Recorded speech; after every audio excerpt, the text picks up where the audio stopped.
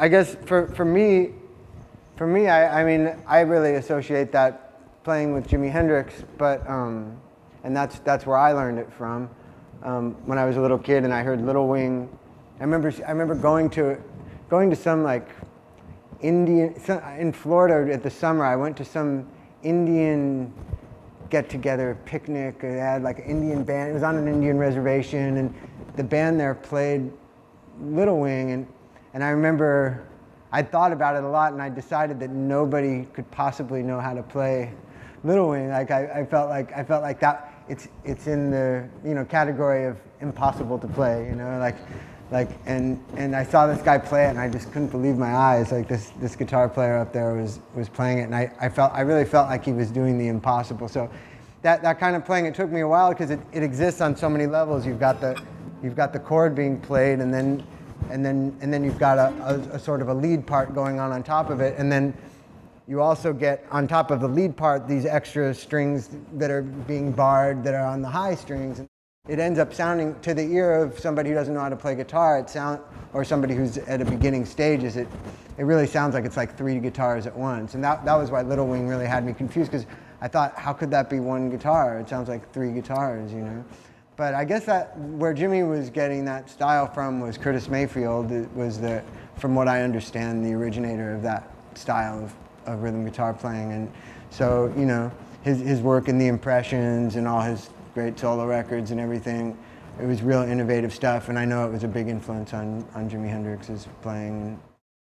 Yeah, I mean, for me, I think using my thumb definitely has a lot to do with the way it sounds when I do it, because it gives my fingers a lot more freedom. For me, like, I could never play this chord that way. It would be too limiting for me. There's only so much you can do from there, and when your thumb's taking care of that, you have a lot of freedom here, and so that, for me, that's a big part of playing in that style, like especially on Danny California, where that thumb is reaching those notes, it's like it just couldn't be done if you tried to do it this way, And so that's a big part of it. But as far as hitting it, I guess it just comes from years of doing it. It's not something that I've ever really thought about that much. I know the ability to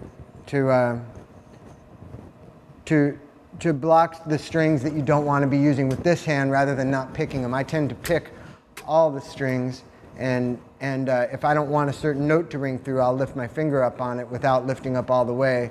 And that's just something that it's second nature to me now, but I guess to somebody who's in their first couple of years of playing, it's really a good thing to start thinking about is getting in the habit of picking all the strings. That way you can get really the real rhythmic kind of attack, and then with this hand, if you want to play the note that you would normally be just picking by itself, you basically block every other string from making a sound if you just want one string to sound through, and you just get in the habit of muting the strings that you don't want to hear rather than not playing them. That's like just barely pressing down on the strings, to get the real percussive, funky sound. That was the original idea with the James Brown stuff, I guess, was to make the guitar more like a percussion instrument rather than like a guitar. So it's basically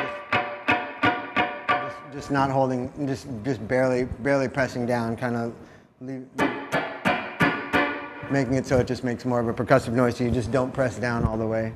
For me, that kind of playing has everything to do with just making sure that your right hand can just be really precise with stuff like that and just be really deep in the groove.